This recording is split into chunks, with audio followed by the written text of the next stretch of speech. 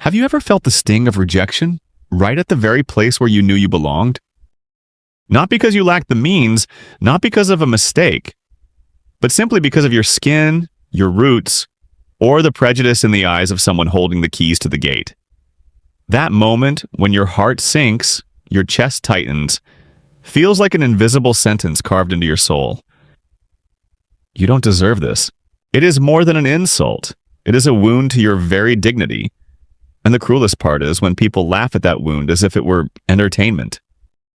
But here's what they never expect. Sometimes the gates that slam shut in your face open another path. A path where you don't just enter, you take full control. This is the story of Jamal Thompson, a black CEO, a man once left standing outside the fence, humiliated in front of his own family. Yet instead of bowing his head, he chose another way. Silence, patience, observation, and then he flipped the entire board. And this story is not only about him. It is about every person who has ever been pushed aside, dismissed, or stripped of their voice. It is proof that silent pride can sometimes carry more weight than 1,000 shouted words. If you believe justice is not just a slogan but a road we must walk together, then join me on this journey. Hit like, share, subscribe, and turn on the notification bell, so you won't miss the stories that will make you rethink how this world truly works. Because now together we will open that gate, step inside, and face the truth. And it all began one morning when Jamal's family pulled up to the polished black gates of an exclusive golf club, where silence carried the storm. That morning, sunlight spilled across the stone-paved road, leading to the polished black gates of the golf club. A place hailed as paradise for the elite, where tailored suits and crisp cocktail dresses floated past like declarations of privilege. Jamal Thompson slowed the car, stopping at the entrance. He was no stranger to luxury. As a black CEO, he had walked into rooms many once swore he would never reach. Today, he arrived not as a petitioner, but as an official member. Membership card in hand, family by his side. His wife Renee adjusted her wide-brimmed white hat, flashing a gentle smile at their young daughter in the back seat. His son Malik, wearing a slightly oversized polo shirt, leaned forward with wide, excited eyes. The car was filled with a quiet symphony. Renee's soft laughter, Malik and his sister arguing playfully over who would learn golf first. Jamal drew a deep breath, savoring the rare calm of family peace. It should have been an ordinary weekend. But ordinary for a black man in a world built to exclude him was always fragile, always temporary. He reached for his membership card, the turquoise plastic glinting in the morning sun with the club's logo embossed in gold. To anyone else, it was a ticket to leisure. To Jamal, it was proof that his presence here was not a mistake. He stepped out of the car, tall and composed in a sharply tailored sports jacket. Renee held their daughter's hand. Malik walked beside his father. Together they approached the gate, exchanging confident glances, small joys of stepping into a new space as a family. The iron gate creaked open, but instead of welcome, it revealed the cold stare of a white manager blocking their path. In that instant, Jamal knew. The confidence his family carried was about to be tested in a way none of them expected. A gate does not always open, even when you hold the key. Sometimes the gatekeeper believes they alone decide who belongs. The question was never the card in Jamal's hand. It was the eyes waiting behind that gate. He paused, lips curving into a faint, unreadable smile, as if he had seen this game before. But this time, perhaps the board would not move as they expected. Because when a gate refuses to open, what do? Step back in silence, or stand firm, forcing the world to witness the truth. The manager stepped forward, shoulders shifting as though to block them. His icy gaze slid from Jamal to Renee's dress to Malik's polished shoes. It was not a look of observation, but of judgment, like a clerk deciding a product had been misplaced in a luxury store. His lips curled, his words, simple yet heavy, dropped like a stone. Sorry, this place doesn't take visitors. No raised voice, no anger, just a flat tone, laced with disdain. Enough to build an invisible wall so high it made Jamal's membership card meaningless.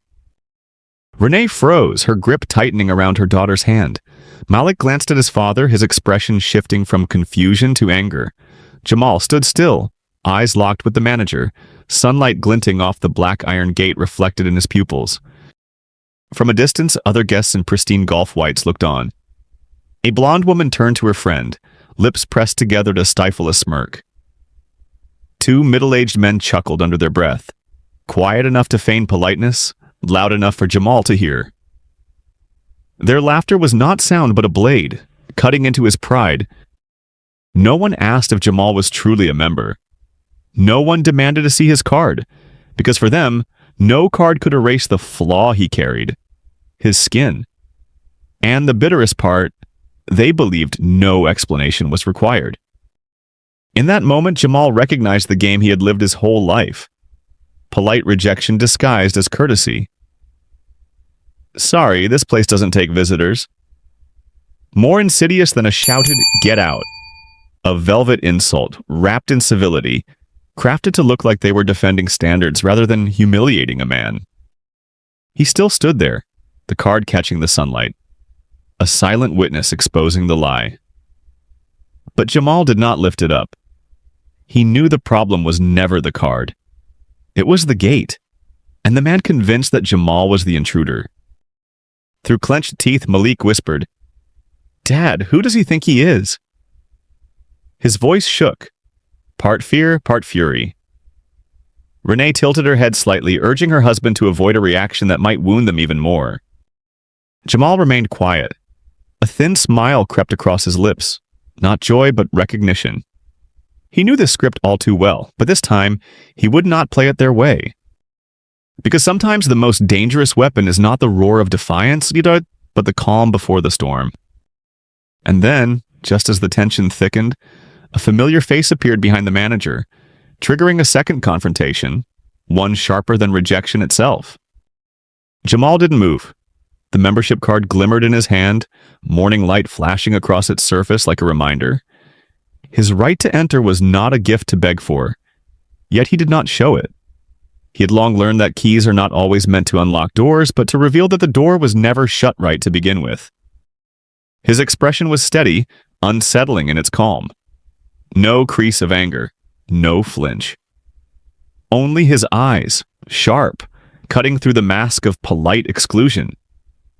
For a moment, the manager faltered. He had expected protest, shouting, or pleading. Instead, Jamal's silence mirrored back his hypocrisy like glass. Renee looked away as if to shield her fear. Malik's fist tightened. The boy was too young to understand that some battles are fought without noise, but old enough to sense the storm building. The crowd grew restless. A man barked from behind, impatience dripping from his voice. "What's going on? Let them in, or get security to take them out." The words didn't resolve the moment. They carved the divide deeper.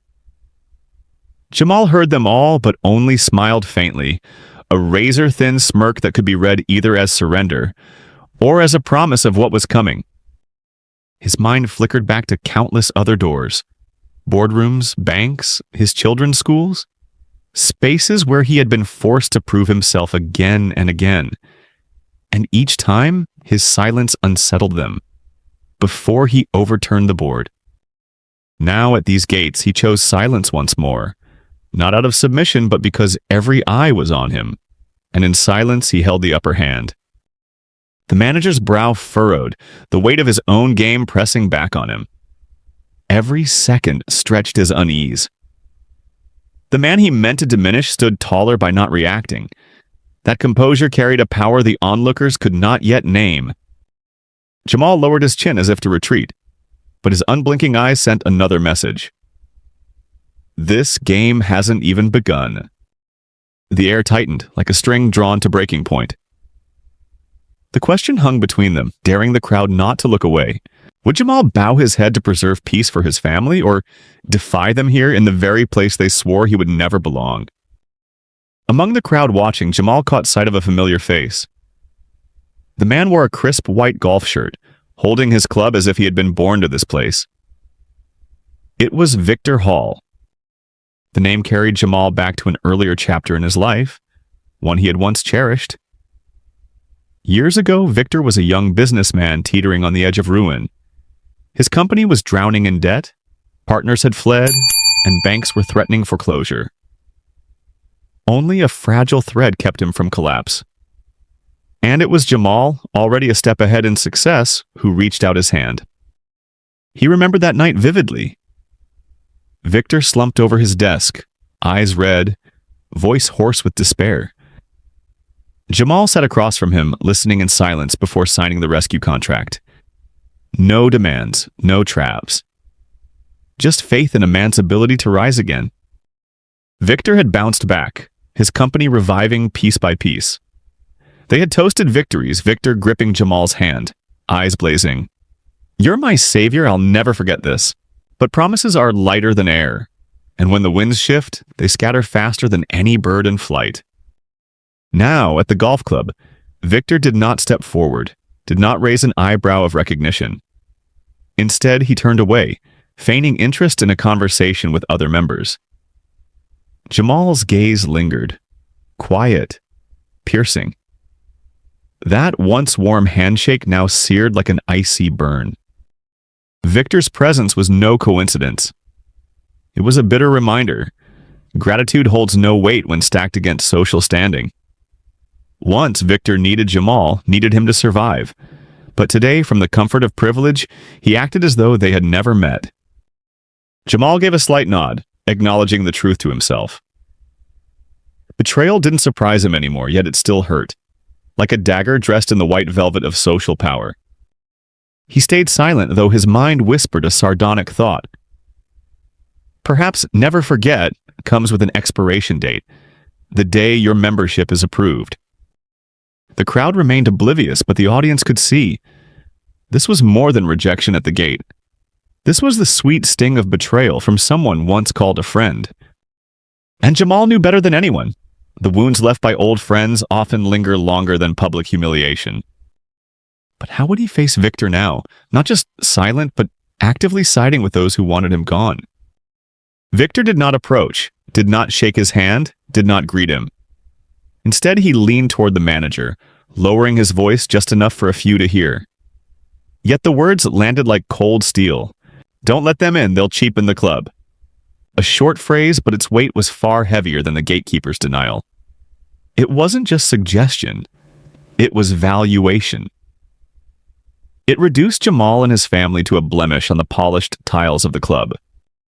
The manager gave a subtle nod, his eyes gleaming with agreement. Jamal saw it, and he knew. Victor's silence was no longer avoidance. It was betrayal made public before his wife and children. For a moment, Jamal's mind replayed the night Victor had clutched his hand in desperation. The sweat dripping on the contract. The words, "You're my savior," repeated like a prayer. And now, that same hand, without drawing a blade, had shoved steel straight into Jamal's back. Renee lifted her gaze, her eyes catching Victor's face. Recognition flickered, then confusion, then pain. Malik clenched his fists, teeth grinding, too young to grasp the games of power, but old enough to recognize when someone was denying his father. The crowd hadn't caught every word, but they sensed the alliance in the manager's eyes. Whispers rippled. An older woman sneered, scanning Jamal as if finally finding justification for exclusion. The air grew heavier, and yet tinged with a poisonous thrill. The cruel delight of watching someone be diminished. Jamal did not respond. He didn't need to. Sometimes the sharpest irony lies not in words, but in standing still, silent, forcing others to expose their own filth. His eyes locked on Victor, no longer furious, but with a bitter smile. So gratitude, too, has a credit limit. Victor's words echoed in Jamal's head, not as a whisper, but as a verdict. They declared that in this game of power, those once indebted had chosen their side. They wanted him out, to preserve the illusion of purity. But what Victor did not see? In that moment of betrayal, Jamal had spotted an opening, an opportunity to turn treachery into the spark of reversal.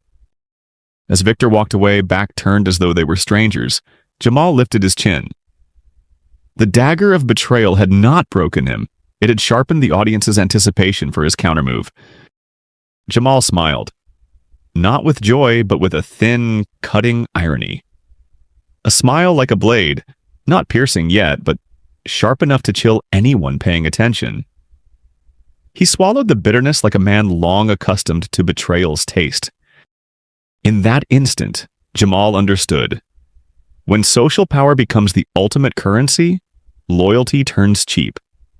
Victor had chosen his side, not the side of honor, but of privilege and glitter.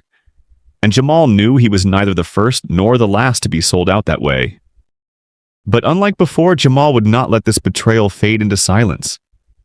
He was silent, yes, but it was the silence of readiness, of a man waiting for the right moment to flip the board.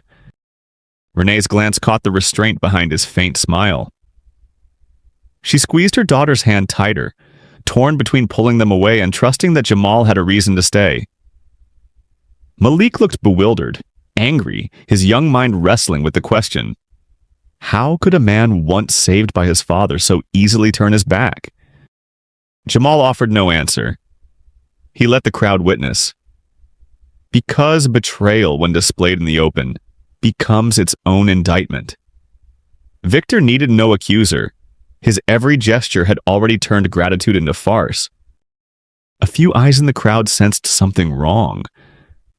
An older member frowned, perhaps recalling other handshakes abandoned, other debts erased by fear of losing status. But instead of speaking, he turned away, choosing the safety of silence. Jamal knew that silence well. It was the common language of power. No one had to scream that you didn't belong. They only had to pretend not to see you, or worse, pretend they never knew you. That's how society sustains its boundaries, through deliberate forgetting. He drew a deep breath, swallowing the heat of anger. The smile stayed, because he knew betrayal can also be opportunity.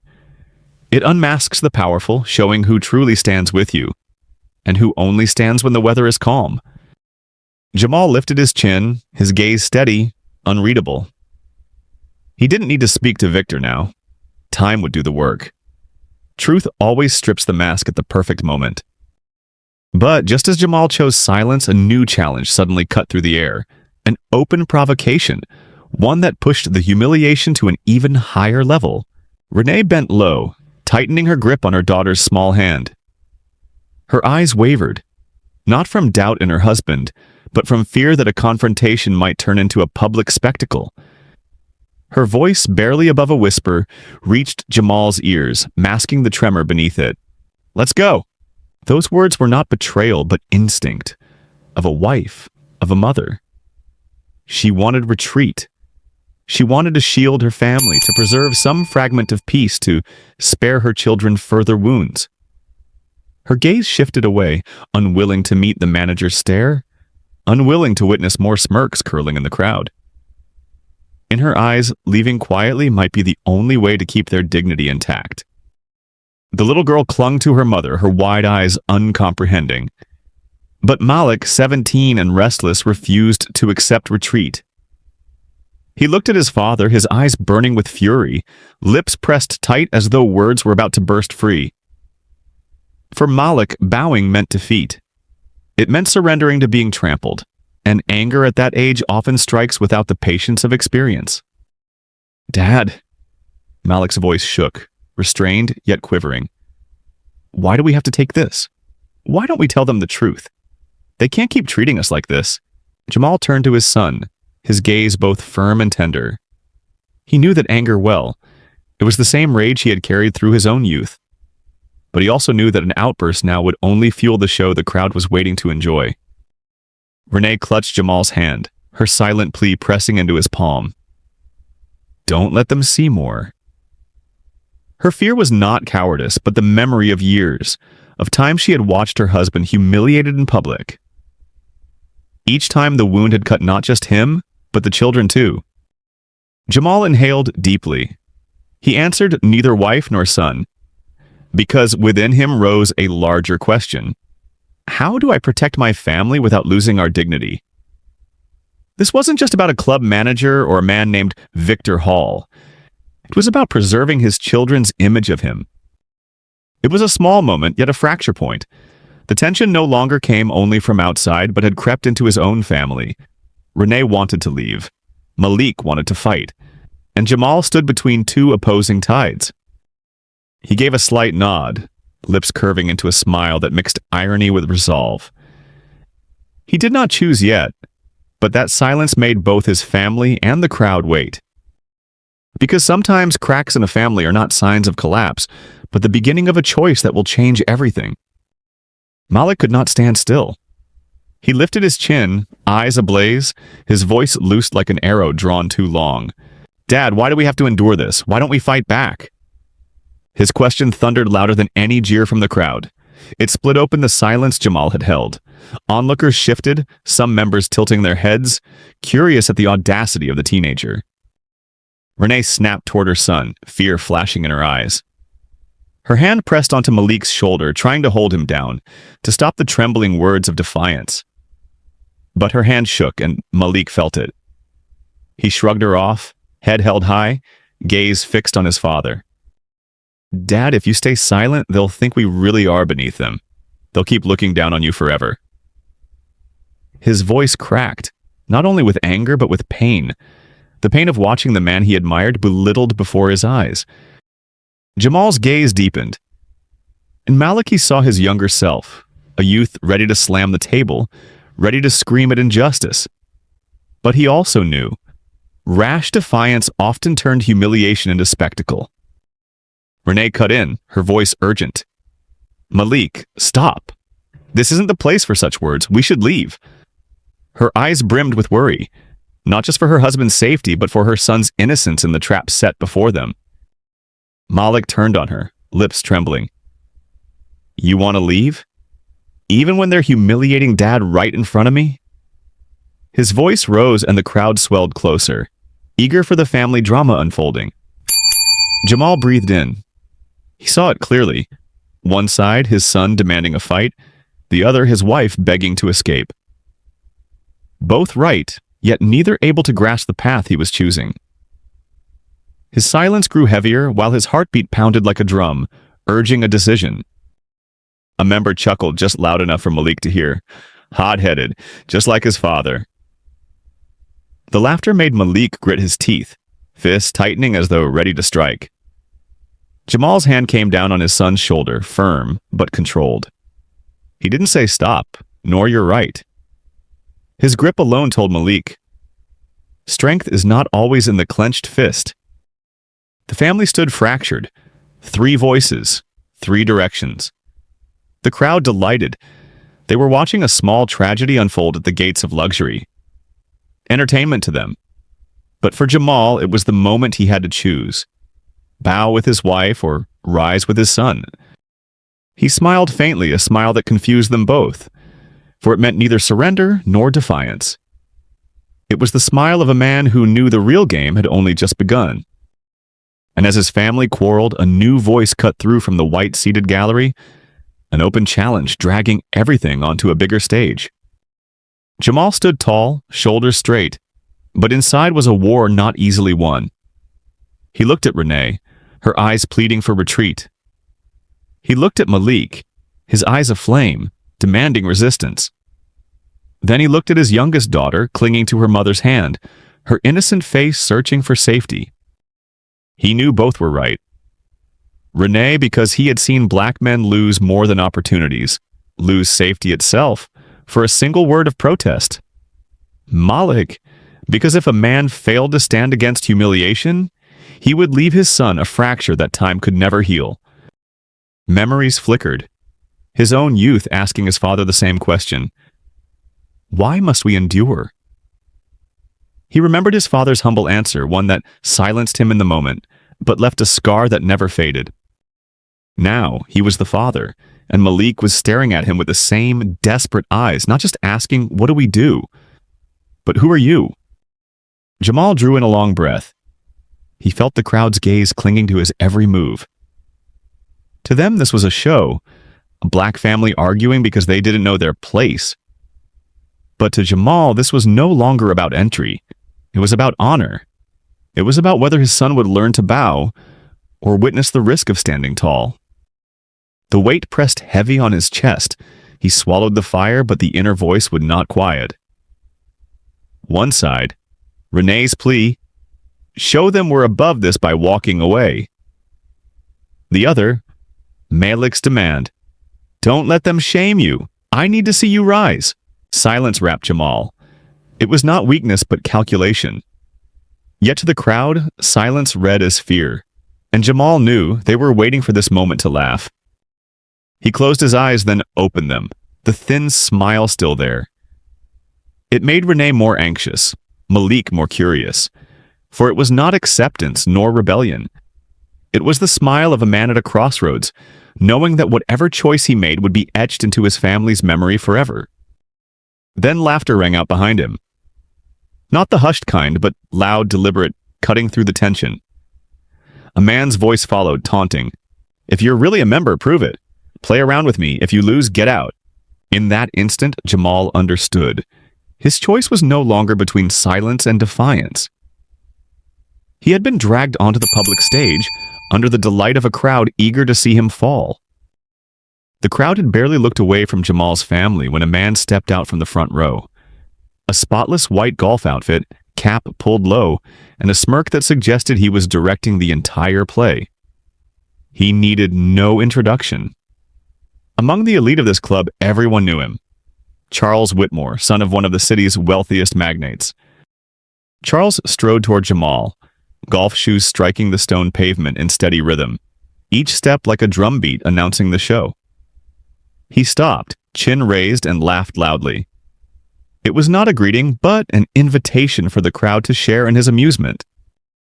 "If you really are a member," Charles said, dragging each word, making sure the whole lawn heard, "prove it. Play around with me. If you lose, get out." The air shifted instantly. Murmurs burst forth. Some chuckled with delight. Others leaned in, eager at the prospect of a sudden spectacle. What had been idle curiosity turned into electric excitement. They had found their new entertainment. Jamal stood still.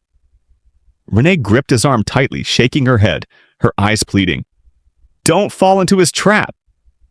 Malik, however, edged a half-step forward, almost ready to answer in his father's place. To him, this was a chance to restore honor. To Renee, it was the quickest path to public humiliation. Charles spun his club with practiced ease, then drove the head into the ground with authority. Or, he lowered his voice, but loud enough for all to hear. "Maybe you're just a stray guest sneaking into a place you don't belong?" Laughter erupted. It spread fast, like fire across dry grass. No longer discreet, but open, communal. Laughter not aimed at a joke, but at a man. Jamal did not move. His gaze fixed on Charles, not angry, not fearful, but calculating. He knew refuse and his family would wear the label of cowardice. The shame would weigh heavier than any insult. Accept, and he would step onto their stage under their rules before their audience. The crowd held its breath. None cared for fairness, none for truth. All they wanted was a show, the spectacle of a black man forced to prove his worth, even when the proof was already in his hand. Jamal's lips curled faintly, a thin smile revealing nothing. The ambiguity only tightened the suspense. For the question was no longer would he play. The real question was, if he did, would he become their fool? Or turn the game into a satire none of them expected? As the challenge rang out, the air broke open. Cheers erupted, applause thundered, whistles shrieked. It sounded less like a golf club than a coliseum, hungry for blood. "Come on, prove it!" "Show us if you belong," voices jeered. Jamal stood at the center, alone against the swarm of eager eyes. He was no longer a member with a valid card. He was a gladiator, dragged unwilling into an arena, a spectacle for a crowd thirsting for his fall. Renee bowed her head, as though to hide her face from their gaze, yet her hand clung to Jamal's arm, a grip of fear and plea. Don't let them make us their jest. Malik, by contrast, stood tall, chest heaving, eyes blazing at his father. Take it. Show me you won't bow. The frenzy grew. Some members raised champagne glasses, wagering silently on the outcome. Their laughter rose, their hands clapped shoulders, convinced they were about to witness the perfect entertainment. The black man failing, his defeat retold as legend in their club. Jamal drew a breath, then released it slowly. He felt every eye like a thorn, every smirk like a blade. Yet instead of retreating, he lifted his chin. That familiar thin smile flickered, leaving his opponents unsure. Was it surrender, or a promise of reversal? All right.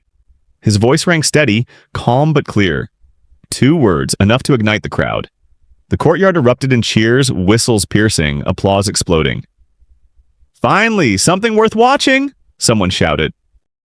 Charles laughed triumphantly, twirling his club like a predator watching prey walk into its snare. He turned to the crowd, giving a slight nod, claiming victory before the match had even begun. Jamal did not respond. He walked toward the course, each step deliberate, unshaken. Malik straightened with pride, while Renee trembled harder. Behind them, whispers buzzed. "Worth every membership fee. He won't last 3 swings." These words weren't about golf, they were about worth.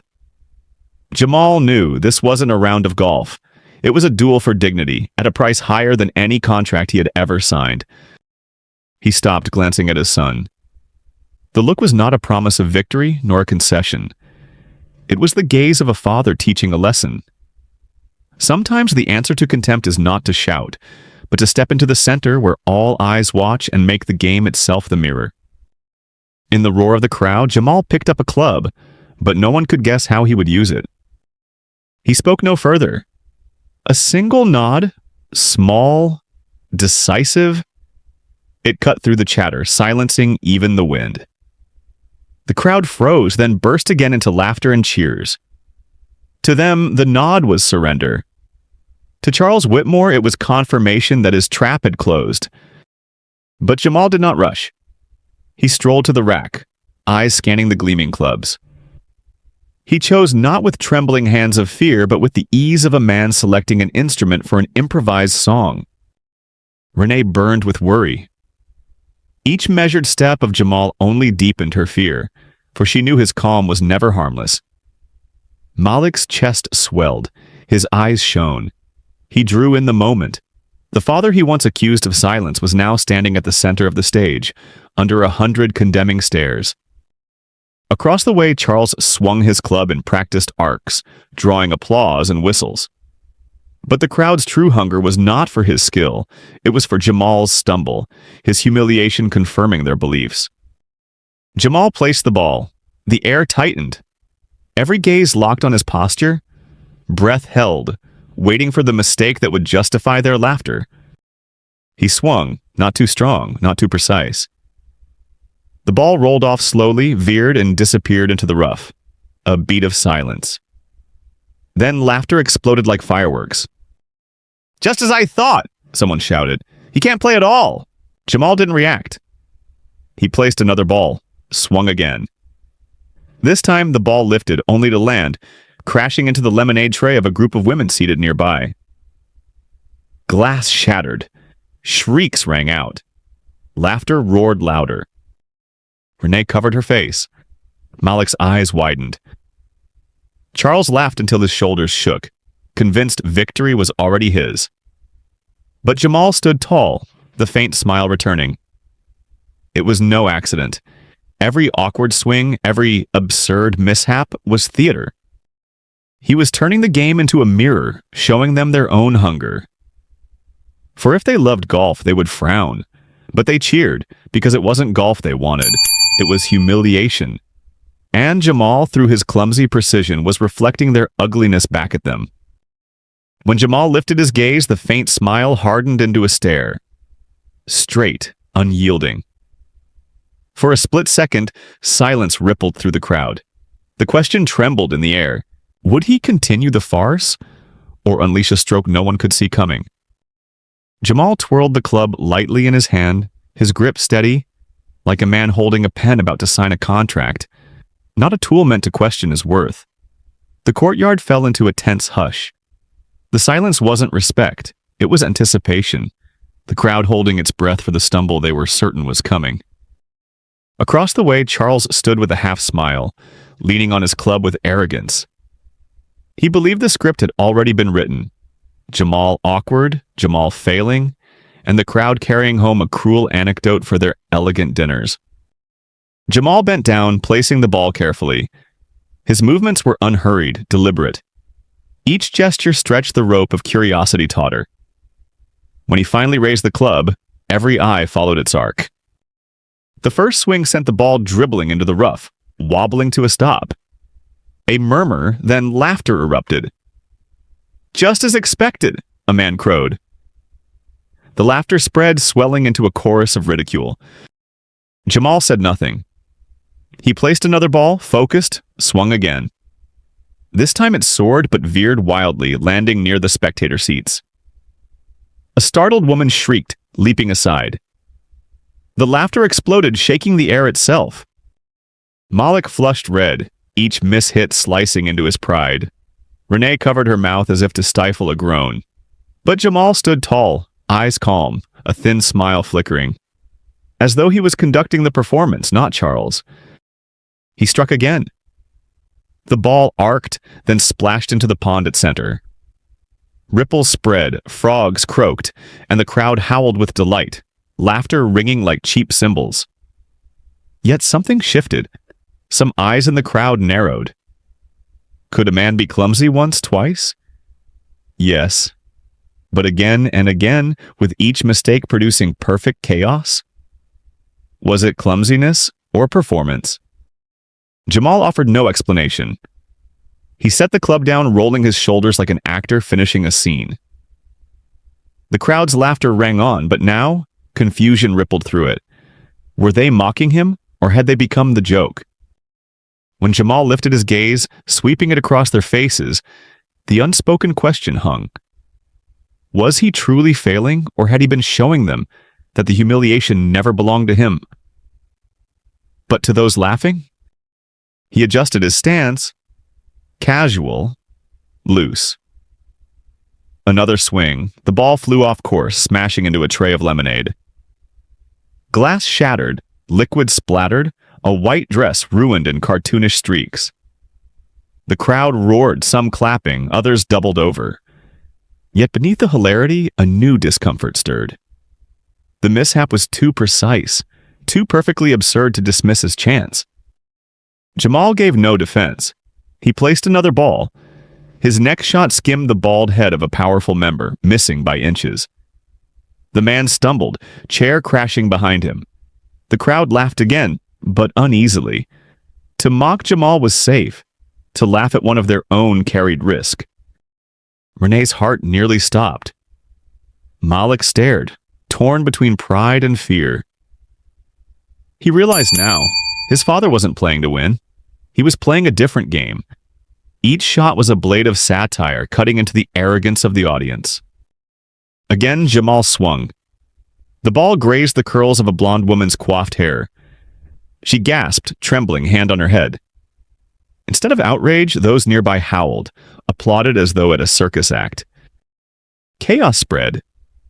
The laughter grew, but no longer pure. It was nervous, awkward, as each swing dragged spectators into the act. What began as ridicule of Jamal turned into humiliation of themselves. Charles's smile faltered. His brows drew tight as he realized the crowd was no longer focused on Jamal's supposed humiliation. They were caught in Jamal's theater, losing themselves in his farce. Charles' confidence curdled into irritation. Jamal straightened, wiping his hand casually on his trousers as if the game wasn't worth a drop of sweat. The thin smile on his lips wasn't a loser's grin. It was the smirk of an artist finishing his satire. He had turned their rules into a mirror, exposing the fraud beneath. For a few seconds, silence rippled. The crowd, caught off guard, realized they had laughed too long, too loud, unsure now who had been the true fool. Jamal lowered the club, then lifted his head slowly. His smile lingered, not clumsy but deliberate, the smile of a man who had orchestrated the scene. His eyes scanned the crowd, pausing on faces flushed with embarrassment. Then, in a calm, deliberate tone, each word sharp as glass, he spoke. Perhaps this game was never meant for me. And perhaps it was never meant for your arrogance either. The words fell like a blade, cutting the laughter in half. Silence spread, awkward and raw. Some members turned away as though suddenly exposed. Malik's eyes widened. In that moment, he understood. His father had never bowed, never yielded. His defiance required no shouting. One sentence froze the crowd cold. Renee exhaled, both fearful and proud, knowing Jamal's dignity had remained untarnished, yet fearing the anger his words would spark. Charles Whitmore's face hardened. His smirk twisted into something forced, brittle. Jamal had refused his game, refused his trap. And in doing so, he turned Charles and the crowd into the spectacle. No one spoke. The silence stretched, each person seeing themselves reflected in Jamal's mirror. The truth was bitter. It was never about golf or skill or rules. It had always been about the cheap thrill of humiliation. And Jamal had placed them squarely in that role. He bent, picked up the ball at his feet, rolled it in his palm like evidence. Then he slipped it into his pocket and stepped back from the line, without a backward glance. He didn't need one. His words had stripped the stage bare. The crowd stayed quiet. In that silence, Jamal was no longer prey. He was the only man in control. And just as the air grew thick enough to suffocate, a new sound broke it. Footsteps from the gate. The club's general manager appeared, carrying news that could turn the entire game upside down. Jamal bent down, returning the club to its rack. Not in defeat, not in fear. The motion was slow, deliberate, like a wordless declaration. The game ends here.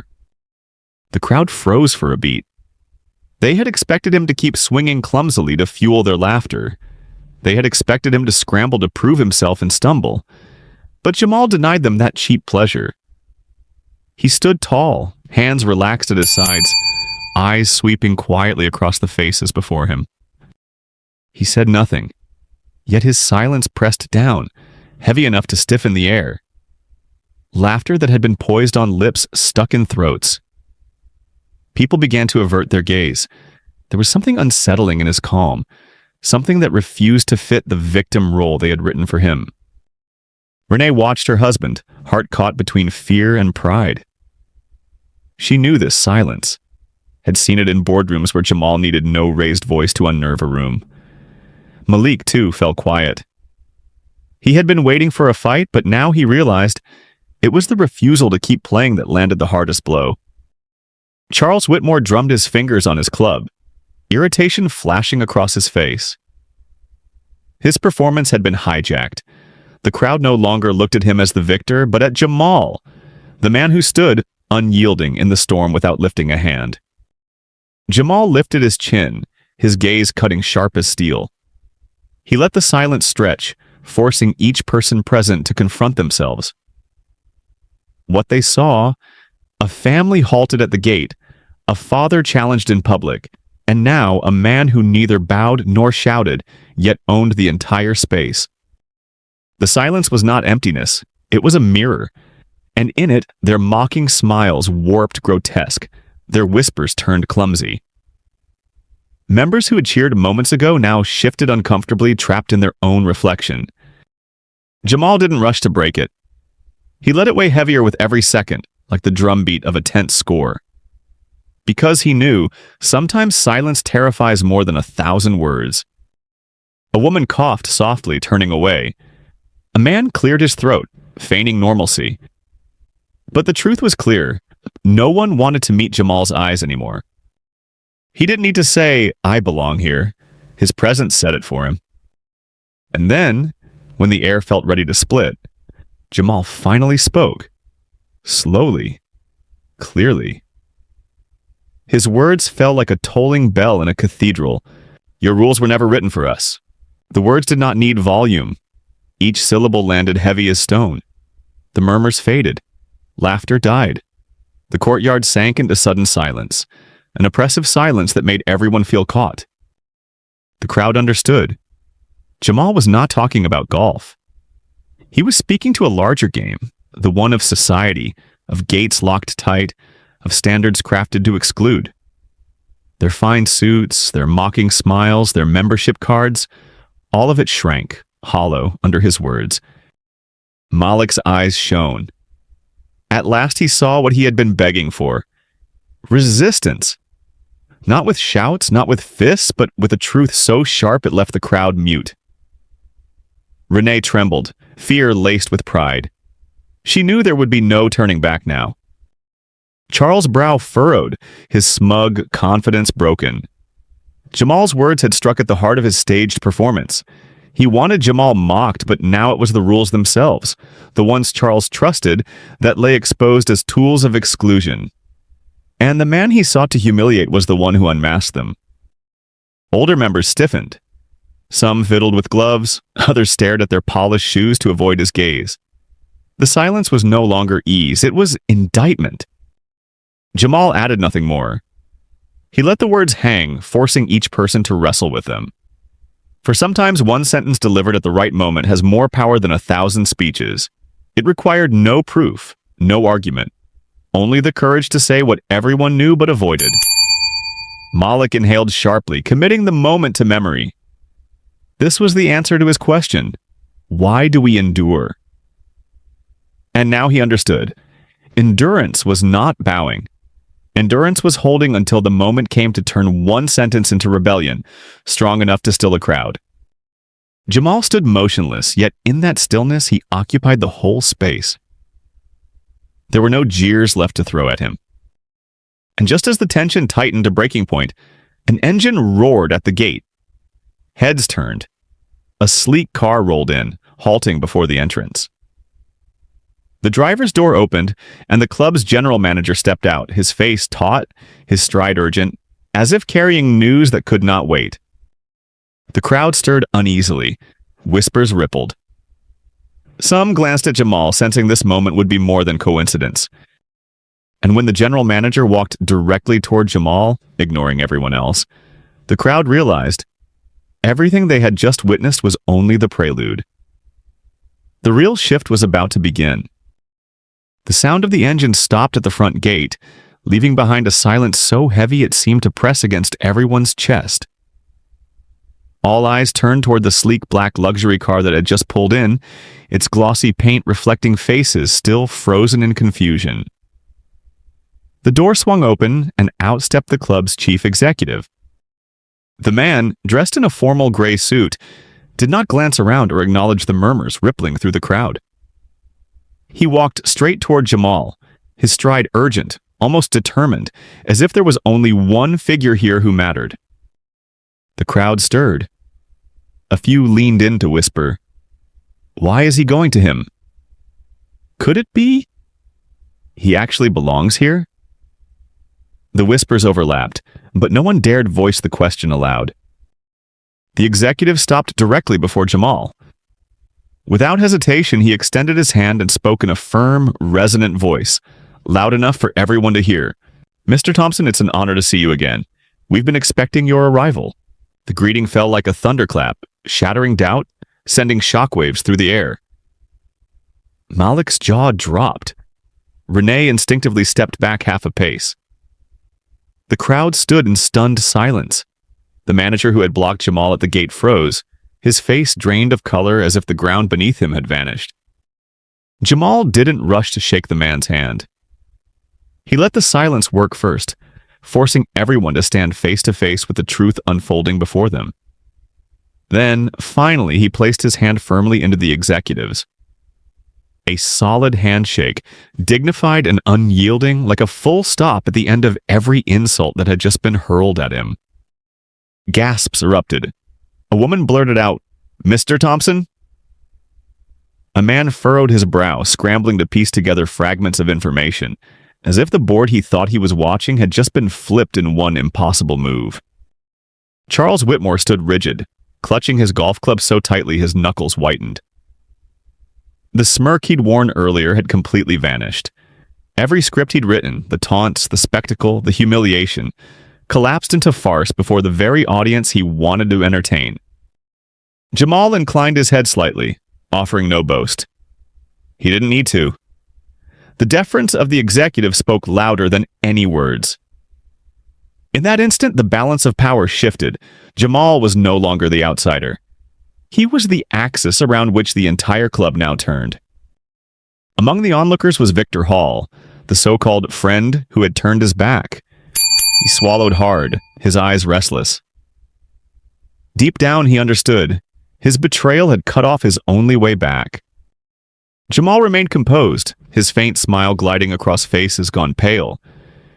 He didn't need to remind them of their laughter, their mockery. The reversal itself was the reminder. When the executive bowed slightly and gestured Jamal toward the gates, the very gates that had just been slammed in his face, the crowd realized the board no longer belonged to them. Yet they had no idea what Jamal's next move might be. The chief executive motioned for his assistant, then stepped up onto the clubhouse steps, turning to face the cluster of members huddled in the midday sun. His voice carried easily, cutting through the dense silence. "Ladies and gentlemen, I have an announcement. As of this week, our club has undergone a significant change in ownership. A discreet but momentous transaction has shifted control. And today, I am proud to present the new majority stakeholder of this establishment, Mr. Jamal Thompson." The declaration struck like lightning from a clear sky. The crowd erupted into gasps and hurried whispers. Some gaped, some clutched at each other for confirmation. Others stood motionless, unwilling to trust their own ears. The manager who had denied Jamal entry stood ghost white, his lips trembling. Every word of scorn he had uttered earlier now slapped back at him with brutal force. His throat clenched dry as dust. Victor Hall's posture collapsed further. He hunched low, shoulders quivering, the picture of a man who had just burned his last bridge. Everyone saw it. His earlier betrayal, pretending not to know Jamal, now carved itself into his shame like a second blade. The ladies in floral dresses, the paunchy gentlemen who had laughed too loud, all their jeers had dissolved into coughs, shoe scuffs, and nervous murmurs. None dared lift their gaze to Jamal now. He had not only stepped through the gates, he had stepped in as their master. And yet Jamal said nothing. He didn't need speeches, didn't need proof. The truth alone had flipped the board upside down. His eyes swept over them lightly, but with enough weight that each felt exposed, as if their own prejudice had been caught under a spotlight. Beside him, Malik's heart pounded. The boy who had once demanded action now saw another kind of power. One that didn't need a swing, didn't need a shout, but still commanded silence. Renee's grip tightened around her daughter's hand, tears threatening to fall. Not of humiliation, but of pride. The golf club, a place that once cast Jamal's family as outsiders, now stood revealed as his domain. And every bystander who had taken pleasure in their humiliation was suddenly no more than a pawn on his board. Jamal gave a faint smile, bowed his head in a subtle greeting, then turned his gaze directly to Victor Hall. It was only a look, but it carried a message too sharp to ignore. Betrayal has its price. And still Jamal held back his words. It was the anticipation of his first sentence that stretched the tension to breaking point. He stood tall, steady in the center of every eye. No gavel, no club, no raised hand, only silence. Silence that stripped away all noise, leaving behind nothing but the pounding hearts of those caught unprepared. Then with a calm, deliberate voice he spoke. "The game is the same, but this board now has a new master." The words fell like a blade, clean, precise, undeniable. Those who had cheered for his downfall stood frozen. They understood. It wasn't just a claim of power. It was a mirror, forcing them to face the game they had built, the rules they had weaponized to exclude. Now they were trapped by the very system they had enforced. The white manager who had barred Jamal earlier bowed his head, shrinking under the weight of his own guilt. His arrogance had curdled into shame before the eyes of everyone. Victor Hall swallowed hard. The words were for the crowd, but also for him. A private verdict. You chose the old board. Now you are nothing more than a discarded piece. Malik's eyes widened. This was no longer the father he knew only from dinner tables. This was a man who had mastered silence, who could speak one line and make an entire world tremble. Renee held her youngest child closer, overwhelmed by pride. Faces flushed with shame, others blanched with fear. The crowd knew the club was no longer theirs to command. Jamal said nothing further. He didn't need to. The truth was already etched across every face. Power had changed hands.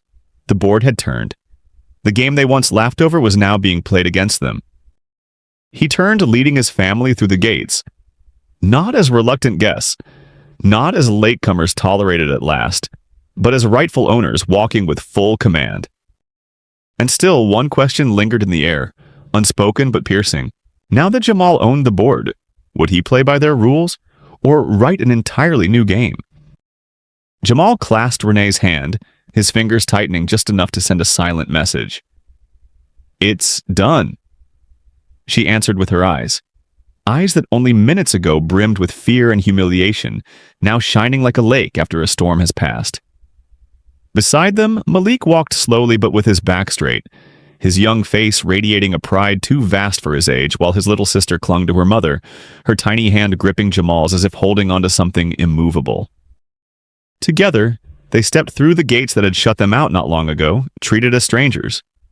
No glances backward, no explanations. Just steady steps that left behind pale faces, broken smiles, and scattered whispers. Each stride against the stone walkway sounded like a drumbeat, measured, final, announcing a victory that required no weapons, no swing of a golf club.